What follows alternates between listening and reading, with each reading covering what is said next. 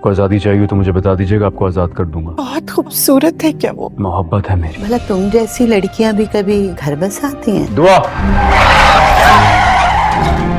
تم سے ان لوگوں پر حملہ اس لیے کروایا تھا کہ وہ لڑکی نہ بچ سکے۔ دعا کی نوشیروان سے شادی کا پتہ چلا ہے کشمیلا کو، اور کشمیلا ہے بہت زیادہ پریشان۔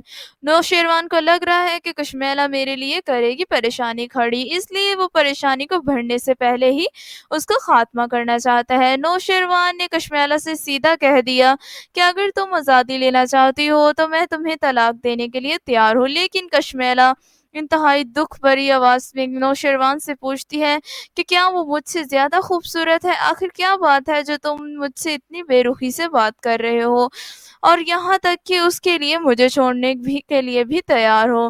کشمیلا تو ٹھہری نوشیروان کی بیوی اور اسے نخرے کر کے دکھانے کی کوشش کرتی ہے تاکہ وہ اسے منائے، لیکن نوشیروان تو کسی اور کے ہی خیالوں میں گم ہے، اور وہ ہے دعا۔ کشمیلا کے سوال کے جواب میں نوشیروان دیتا ہے جواب اور اسے کہتا ہے کہ دعا میری محبت ہے۔ ادھر دعا دلہن بن کر بیٹھی ہے، لیکن زنیرہ چل رہی ہے اپنی آخری چالیں، اور وہ دعا کو بے دل کرنے کے لیے کہتی ہے کہ تمہاری جیسی لڑکیاں کبھی گھر بس آ ہی نہیں سکتی اور وہ اس کے قابل بھی نہیں ہوتی، لیکن دعا زنیرہ کی باتوں کا کوئی جواب نہیں دیتی، لیکن پریشان ہو کر وہاں سے اٹھنے ہی لگتی ہے کہ پیچھے سے نوشیروان اسے آواز دے دیتا ہے۔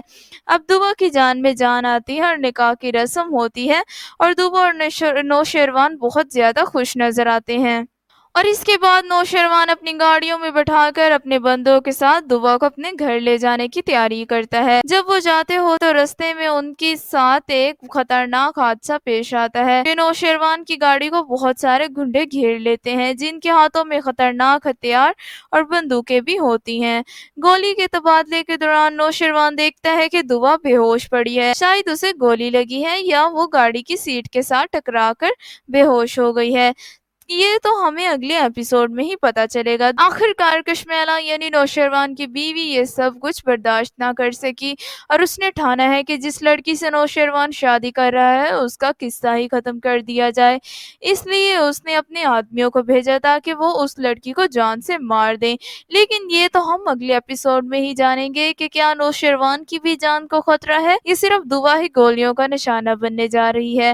لیکن نوشیروان کی بیوی کشمیلا جب فون پر بات کر رہی ہوتی ہے کہ اسے تو بس دعا پر ہی حملہ کروانا تھا، تو یہ سب باتیں نوشیروان کی ماں سن لیتی ہے۔ تو ہم آگے جا کر جانیں گے کہ اب ڈرامہ کون سا نیا رخ لینے والا ہے، کہ کیا نوشیروان کی ماں چپ رہے گی یا دے گی اپنے بیٹے کا ساتھ، اور کیا دعا مر چکی ہے یا صرف وہ زخمی ہے، کیا نوشیروان بھی زخمی ہے یا وہ اس حملے سے بچ چکا ہے۔ اس طرح کی مزید اپڈیٹس جاننے کے لیے ہمارے چینل کو لائک اور سبسکرائب کریں۔